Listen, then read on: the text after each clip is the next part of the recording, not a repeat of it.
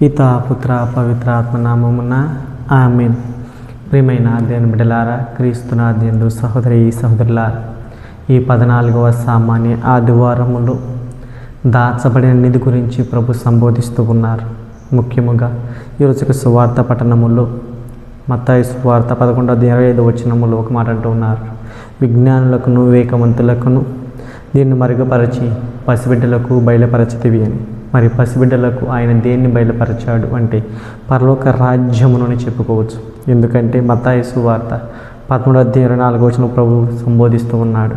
పరలోక రాజ్యమును దేనితో పోల్చదగును, అది పొలంలో దాచబడిన నిధితో పోల్చబడినది అని ఆయన చెప్పడం జరుగుతున్నది. దేవుని బిడ్డలారా, అనగా పరలోక రాజ్యం మరి ఎవరి ద్వారాగా మనకి బయలుపడింది, ఎవరి ద్వారాగా మనకి తెలుస్తూ ఉంది, ఎవరి ద్వారా మనకు వస్తుంది అంటే అది క్రీస్తు ప్రభు ద్వారా మాత్రమే అది ప్రపంచానికి బయలుపడిందని చెప్పుకోవచ్చు.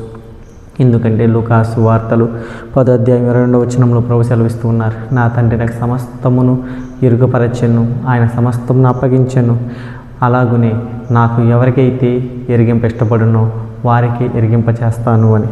అనగా దేవుని బిడ్డలారా, ఎవరు మరి అది పరలోక రాజ్యాన్ని తెలుసుకుంటారు అంటే మొదటి పట్టణం సంబోధిస్తుంది. ప్రభువు ఏ విధంగా అయితే వినయాత్ముడై గాడిద పిల్లగా వచ్చాడో అలాగునే అట్టి వినయాత్మతను మనము ప్రభు దగ్గర నేర్చుకున్నప్పుడు మాత్రమే దక్కుతుంది.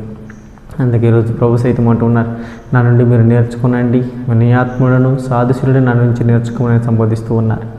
ఈ యొక్క వ్యక్తి అయితే వినయాత్మతను సాధుశీలతను ప్రభు దగ్గర నుంచి నేర్చుకుని వారు ప్రభు ఆత్మను వాళ్ళు నిశింపజేసుకుంటారు.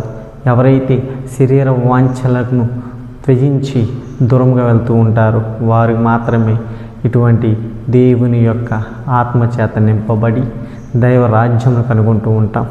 వారు తప్ప మరి ఎవరికి కూడా ఇది అసాధ్యం. దేవుని బిడ్డలారా, అందుకని లూకాసు వార్తలు 8:10 ఒక మాట ఉంటుంది, పరలోక రాజ్య పరమ రహస్యములను జ్ఞానమును అనుగ్రహింపబడినది మీకే అని.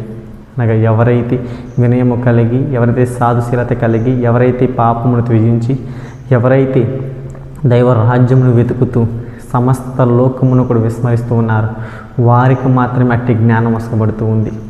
మరి ఎవరైతే కనుక వారికి జ్ఞానముతోనూ అధికారముతోనూ పదవితోనూ పరపతితోనూ సంపదతోనూ వారికి జీవితాన్ని ముడివేసుకుంటారు, పెనవేసుకుంటారు, అట్టి వారందరికీ కూడా పరలోక రాజ్యము దూరంగా ఉంటూ ఉంది. వారు చూడగలుగుతారు కానీ దానిని చూడలేకపోతూ ఉంటారు, వినగలుగుతూ ఉంటారు కానీ దాన్ని గ్రహించుకోలేకపోతూ ఉంటారని ప్రభు సెలవిస్తూ ఉన్నాడు.